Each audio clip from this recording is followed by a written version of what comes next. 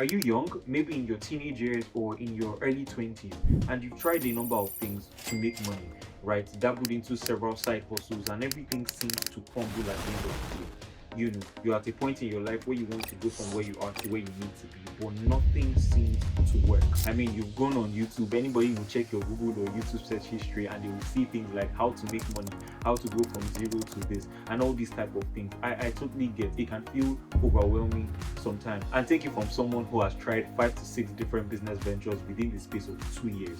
I know that it can get difficult and it seems like nothing will work. So in today's video, I'll be sharing 2 pathways that you can follow to start earning, and by the end of this video you know which exact pathway to follow and you can begin your journey towards financial freedom. But before we dive in, this is not one of those get rich quick scheme videos. Alright, if you're looking for that, genuinely you might as well just stop watching now. It's not one of those side hustle videos. Basically, right, anyone that understands wealth understands that true wealth takes time, it takes energy, it takes effort. In fact, it's very possible that you watch through the end of this video and not take action on a single thing that I say, and that's fine. Well, depending on what you want to achieve, basically, right? But it's not a get rich quick type video. But if you're serious and you're ready to put in the work, you just need a blueprint, a plan to follow, then stick around.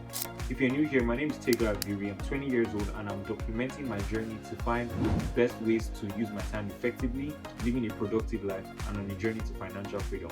I said all of that to say that I'm not a financial advisor in any way. Please take everything that I say with a pinch of salt. This is like a plan or blueprint that I came up with to get me closer to my goals and get me closer to the person that I envision myself to be, and it's just something that I want to document on here. And if it helps 1 or 2 people, then I'm glad. For the blueprint that I created, there are 2 pathways that you can take to attain financial freedom, or at least begin the journey to getting towards financial freedom. The first is the professional side and the second is the business side. So let's start with the professional side. The general idea for this particular pathway is that you're going to pick a high income skill, learn it for 2 to 4 months extensively, and apply for a job. It's as simple as that. Right? Of course, you already know this, but there are a couple of things that you need to take note of before you get started in this pathway. The first is learn a high income skill. I mean, if you miss this, then you miss the whole point of it, because the idea of financial freedom is that you have the time to do the things that you want to do, and at the same time you have the money to do the things that you want to do, so you're not sacrificing it. Because what many people think is financial freedom is they spend a lot of their time working and working and working, especially when they're doing things that they don't particularly like, and they're earning money for that. But I mean, what's the point of having the money if you don't have the time to use it to do the things that you want to do, right? So you need to find the balance between both of them, and this is what the high income skill will do, right? So I don't want you to think that the only way to attain financial freedom is by being an entrepreneur. It's not true, right? You can't do it in the professional space, and that's why I'm going through this. So learning a high income skill, what it will do is it will help you achieve that, because one is a high income skill, so as the name suggests, you probably get paid something that you are worth, especially depending on the level of your proficiency and all the rest. But the second thing also is that you probably don't always have to go to job physically, so it's probably going to be hybrid or it's going to be virtual, right? That's how the nature of these particular jobs are. Of course, the next question will be, what skills should I learn? Well, you can always YouTube this, like genuinely you can always check on YouTube, check on Instagram, check on Google. But here are some of the things that I think so you could start learning to code, that's to program, video editing, thumbnail editing, UI UX design, social media management, and the list goes on, basically. All right, so this is the most important step. And another question that you can ask yourself as pertains to high income skills is, in the next couple years, would it still be in vogue, or would there still be a demand for this particular thing? So for example, social media management is one thing that I don't think will go out of demand anytime soon, right? Because at the end of the day, people are always going to need someone to manage their social media, whether it's their Instagram, their YouTube, and all the rest. And especially if you're good and you know how to optimize the videos, the titles, and all these type of things to make sure that more views are coming in, then that works as well. Of course, there's always a debate whether programmers are going to go obsolete and all the rest. I don't know if I pronounced that correctly, but basically, but try find a high income skill and you can ask yourself this question, just dabble into that, and once you're done, we're ready to go over to the next step. The next step would be getting a paid course. I think this is extremely important, right? A number of people tell me that okay, you don't necessarily need to get a paid course, and I agree, right? But trust me, I use courses anyhow. Like I just watch, I keep buying courses and everything. And one thing that I can tell you is that a paid course more often than not would always beat a free course.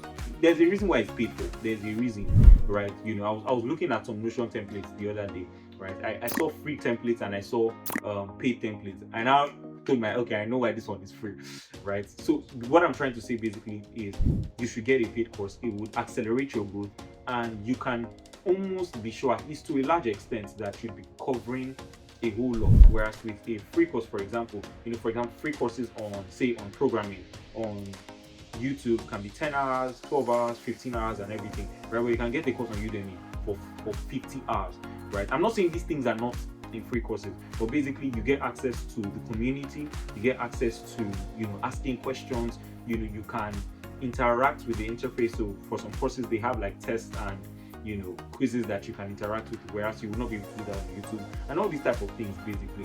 But if you are starting afresh, like you don't know anything about any high income skill, all you know now is a high income skill, or maybe you don't even know the high income skill you want to do, I advise that you start with free courses. So basically, say you decided it's UI UX design you wanted to learn, right? Just watch free courses on YouTube, because you don't lose anything. The only thing, of course, is your time. So the idea is to get like a general concept of what that particular bit is about, and then once you have an idea, you can then go ahead and buy a paid course, right? So before I started learning Python, I was watching a free course, I think on free cool camp, something like that.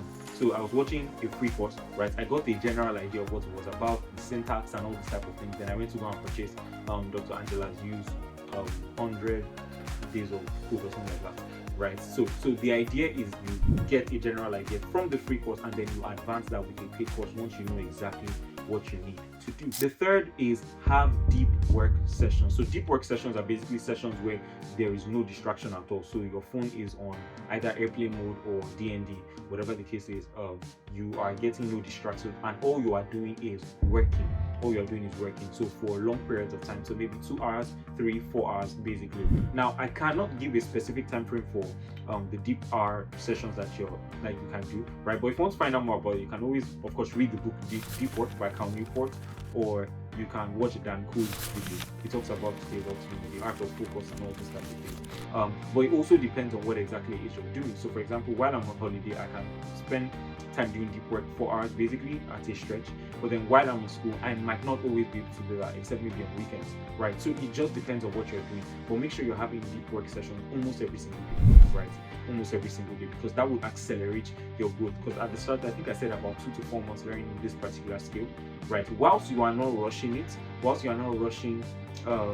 being proficient at this particular skill, because at the end of the day, it will take time for you to become that good, basically, right? But at the same time, you want to accelerate your growth as much as it is within your power, right? So if you're having deep work sessions every single day, so maybe 2 hours to 4 hours, learning that particular thing, you would learn it faster than faster than every other person would, basically, right? When I got the course, Angela used course on 100 days of code, I was shocked as to how many people have not finished that course, or how many people never get halfway, right? It was so shocking because there were a lot of people that bought it, and up to 50% got to 50, the halfway mark, right? So if you can do deep work sessions every day, you would learn faster than almost every other person would. Now the fourth step is one that's extremely important, and the reason why it's important is because it's going to make or mar the end result.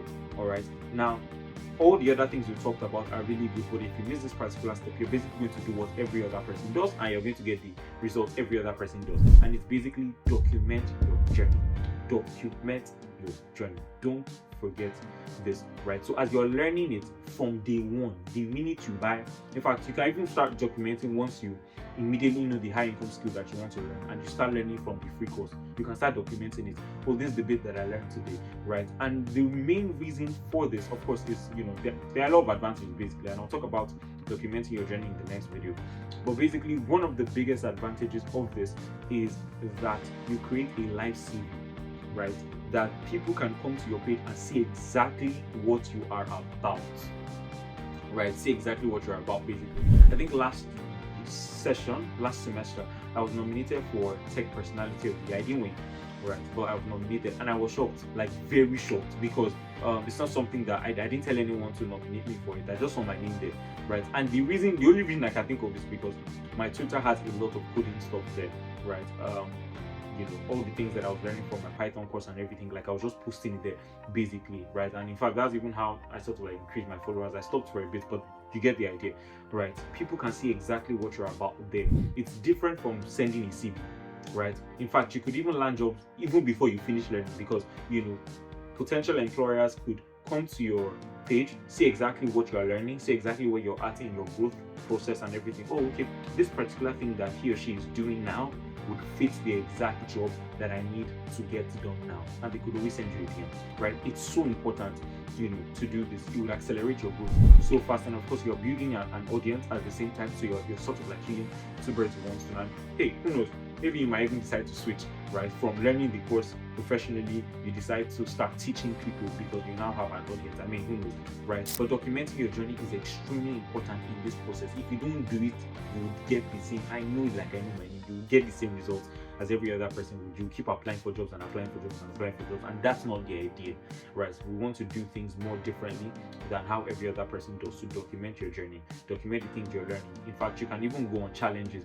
So maybe for the next 15 days, I'm going to post one bit that I have created, or one thing that I'm learning every single day. I do it for 15 days, I do it for 30 days, right? So you're just posting frequently, just sharing the things that you're learning and all the rest, right? And with time, you will have, of course, a lot of posts that will be your live portfolio or your live CV. And then, you will also be able to build an audience as well. So when you're applying for jobs, they can always just go and check your page and you'll see what you're about. And the final bit for the professional side of things is apply for jobs. Now, of course, you can always use LinkedIn, you can use Indeed, and all these other job platforms and everything. But remember, we're trying to do things a bit differently, right? We don't want to, do the same things that every other person is doing, right? So what you need to do is, because you're building from the previous step, because it's an offshoot of the previous step. Remember, you're building an audience, you're documenting your journey. Now, in the process of that, obviously, your feed is going to change, right? If you're doing this on Twitter, on Instagram, or on LinkedIn, whatever social media platform you're doing it on, your feed is going to change, and you're going to be seeing people that are doing similar things to yourself, whether it's companies, whether it's individuals, solopreneurs, whatever the case is. You're going to see people that are doing things that you probably would want to do in the future, right? So now you're taking note of these things in the previous step of documenting your journey. So now, once you've gotten really proficient, and you would know, I really can't tell you, right? But you would know when you don't be, right? You know when you're good. And also, from the previous step, don't forget to build live projects, right? Always, it's so important, right? Like, you can always go on Google and look for actual problems and solve them. So for example, you're a programmer, right? Look for a problem and actually solve that, right? I saw someone that did like a CGPA calculator, and like genuinely has been helping me, right? So solve actual problems and put that there. So basically, what you're doing in this step of applying for jobs is you're seeing all these people, and then once you know you're really good, proficient enough and everything, of course you don't have to get perfect or whatever it is, but once you're proficient, you send these guys a DM with something that you've done for them for free. So if they're a brand that deals with digital assets, for example, all right, and you go through their page and you see that the UI UX is not the best, right? You can design maybe just the home page. Of course, you don't need to go and design different flows, right? You can just design the home page or whatever and send it to them. Say, okay, and of course, use ChatGPT to come up with this. I'm not here to tell you the copyrights to get the job and everything, but just pitch yourself basically, right? So send it to them. This is what I did for you guys. I'm looking for a job with you guys. This is exactly what I'm doing and everything, and they will appreciate that you did that for them for free. Now, this is not a sure bet. Like, it's not sure that you're going to get it, basically, right? It's possible you will do this for 10 people and spend a lot of time and you still not get anything. It's very possible, right? But eventually, you should learn something. It beats applying for jobs like how everyone does, because there are so many people in the job pool, so many people in the job market, right? It's so saturated, so it will be difficult for you to get something, especially if you don't have experience, right? But this is one of the ways to launch that, fast forward that, basically design something or build something for someone, for a company, for free, right? Especially if it's a company that you really want to work for, right? And find their contacts, and just flood them with that. That's exactly what I did for you guys. Pitch yourself, I'm looking to work. Don't mention any amount, right? So I'm looking to work for you, if you're free or if you're looking forward to it, we can get on a call and discuss more and all these type of things, right? So many people send me these kind of messages, right? People send me, of course, I don't pay anybody. Okay, well, I have a video episode that I pay, right? But people send me emails that they want to design my thumbnails for me, they want to edit my videos, right? Like I have like 3 different emails on that basically, right? So they pitch themselves, say I'm going to design this thing for you for free, but of course I don't need it because I already have a video editor and I like my edits currently, right? But it's a really nice concept. So many people do it, and it works really well. The second pathway that I'd be talking about is the business pathway, and the general idea is look for a problem people have, find the solution to that problem, and sell the solution. It's as simple as that.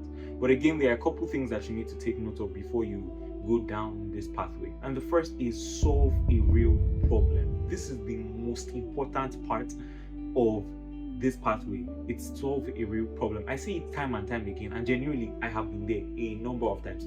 You get a business idea, you are filled with dopamine and so much excitement, and the next thing you go and do is create an Instagram account and share with everybody. Right? You do no research whatsoever if people are actually in need of this particular thing. You see, the idea is the more demand people have for that particular thing, the higher chances you have at success for that particular thing, right? So you need to make sure that people really need this thing, and there are a couple ways you can do this. Business research data. You can even have polls, right? You can create a Google form, ask questions, right, and try and get about 100 responses basically from the people around you and all these type of things, or even put it on your social media pages. Make sure you validate this idea. Respectfully, don't ask your mommy, don't ask your daddy, right? Because obviously they want the best for you and everything. Don't ask you can ask closest people, but don't bank all that you do on their opinion. Ask strangers, ask people that don't care about you, ask people that don't know you from Adam, right? Ask these people these things. Would you be interested in this particular type of service if we were to offer so and so, right? Make sure you're solving a real problem so that when you are launching your business, it's off of the back of people already demand it. So if people aren't purchasing it, that the problem is not that there's no demand. The problem is probably your service, your pricing, and whatever the case is. Probably might be other things, but demand is one of the things that can make your business successful. It's one of the major things, right? To make sure there is an actual demand. Search on social media. Are there people doing this particular thing? Are there people asking and clamoring for this thing? Create Google forms and send out these things to different people. Try and get 100 to 200 responses from that and validate your idea, basically. The second thing is check for competitive advantage. Check the competitive advantage that you have. Right now, it's good that you are looking for the demand, as we talked about in the previous step, but another thing you also have to look at is the supply. All right, so this is basic business studies, right? The demand/supply ratio. If demand is way more than the supply, then you have a very good barrier for entry. But if the supply is equating or even more than the demand, then don't bother. Genuinely, right? Don't bother, because at the end of the day, if there are already people that are offering this and there's not more people that want it, at best what you're going to do is try and tussle with people. And for someone that wants to start from scratch, that may not be the wisest thing to do, because there are people who have been running this type of businesses. So let me paint a scenario in your head, right? So if you live in Lagos, for example, one thing is, so say you wanted to start a food business, right? And you live in Lagos. Is there a demand for food in Lagos? Absolutely, right? There's demand for food everywhere, but this is where we're niching down, right? So is there a demand for food in Lagos? Yeah, right, there is. Now what's the supply for that? The supply is enormous. It's overwhelming. There are so many food vendors, right? Whether it's the organized restaurants, or it's the bookers, or it's the online vendors, there are so many people that are selling food or are ready to offer food services. So what exactly can you do? Well, if you say you want to offer to the whole Lagos, I think by now you already know, if you've tried this before, that you are not going to make a lot of money. Chances are high that at best the only people that will order from you are the closest people to you, right? The closest people to you, either to support your business or whatever else, but the closest people to you. But if you're thinking far and you want to scale up, because remember, this is not a side hustle video, it's a financial freedom video, meaning that our goal is to aim for that, basically. Right, so our goal is to aim for financial freedom. It's not to get peanuts, right? Respectfully speaking. So what question can you ask yourself? Again, you can say, okay, I want to niche down a bit, right? So instead of offering to the whole Lagos, how about my school? Is there a demand for food in my school? Yeah. Is there accurate, or is there enough supply for it? Maybe not, right? Maybe people are tired of eating the same thing over and over again. Like, for example, I know that if there was a different type of restaurant that opened in my school, for example, right, that was offering different type of meals, and in fact this happened recently, right, it's something that I'd be really interested in, because I'm tired of eating rice, spaghetti, rice, spaghetti, rice, spaghetti, right? So there is a demand for that, and there's not enough supply in that environment. So niching down would help you so much, right? It would help you so much. So is there a demand for this, and what exactly is the supply? Immediately you know this, you will know where exactly your target, or who exactly your target market is. The third thing, I think this is one of the most important, and it's focus on the launch. Focus on the launch. Focus on launching that business, right? For anyone that has started any business before, you know that there is always the tendency to get stuck in the planning phase. You just need to plan and plan and plan and plan, right? But focus on the launch. There are things that don't matter now. The name of your business, it does not matter. The logo of your business, it does not matter, right? I won't say your website does not matter. It matters a great deal, right? But there are things that you really don't need to bother about, especially when you're just starting out. What you should focus on is launching as soon as possible. Whether it's a product or a service you're offering, if it's a product, try and get that product together as fast as possible and just launch. If it's a service, try and get that as fast as possible and just launch, basically, right? Of course, there are more intricate things that go into this, all right? So, depending on the kind of brand or service that you're offering, right, you can always decide to create batch content for that and post it, and be posting it little by little and those type of things. We're not getting into nitty-gritty, but basically focus on the launch. Stop planning, stop, just execute, right?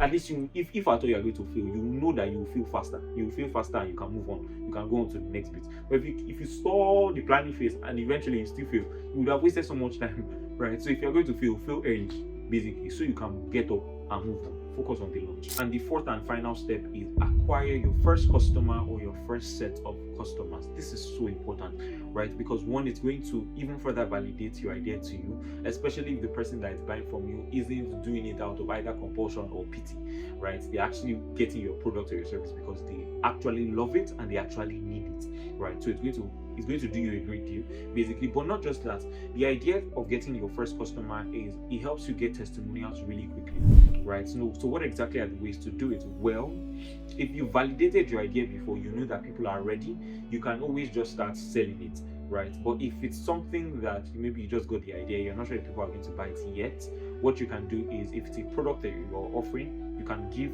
certain people, maybe 4 or 5 people, the product for free. Of course, this varies. Now, if you're selling something that is like maybe really costly, you might not be able to do that, especially if it requires an upfront cost, right? So for example, for the company that I run, DTE Math, we offer math services to people and everything. It's easy for me to give courses to people for free. Okay, test it, tell me what you think about it, give me a testimonial. It's easy because I've already created the videos, right? There's no upfront cost, basically, right? Except people that I'm paying and all the rest. But for that particular product, there's no upfront cost. But for products, there might be upfront cost. But if you can, try and sacrifice that and give it to people for free. Okay, test it. What do you think about it and everything? And in return, all you're asking them for is a genuine review, right? A genuine review, not a good review. You're asking them for a genuine review, right? And if you can get this in video format, it would be so good, right? Because you can then post it on your social media page, run ads to it, and we'll talk about that in another video. But basically, acquire your first set of customers. Focus on this a lot, right? Even if that means you're going to run at a loss